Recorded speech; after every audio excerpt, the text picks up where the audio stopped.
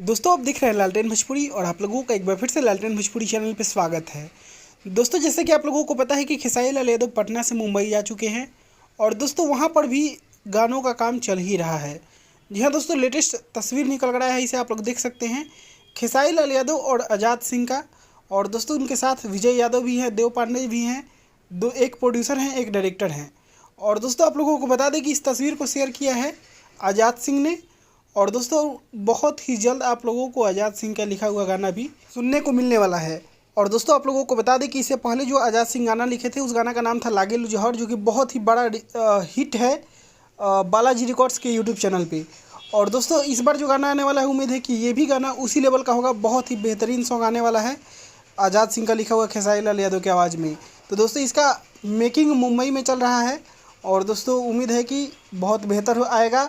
वैसे भी पटना से ही खेसारी लाल यादव बहुत सारे गानों का रिकॉर्डिंग करके गए हैं, जो कि बैक टू बैक आप लोगों के बीच रिलीज होगा। तो दोस्तों यही अपडेट था। बाकी आप लोग आज़ाद सिंह के बारे में क्या कहना चाहते हैं कमेंट करके बताइएगा। मैं इस वीडियो को यहीं पे खत्म करता हूँ। आप लोग इस वीडियो को लाइक करिएगा, शेयर करिएगा। मैं मिलूंगा आप लोगों से एक नए वीडियो में, तब तक के लिए जय हिंद, जय भोजपुरी।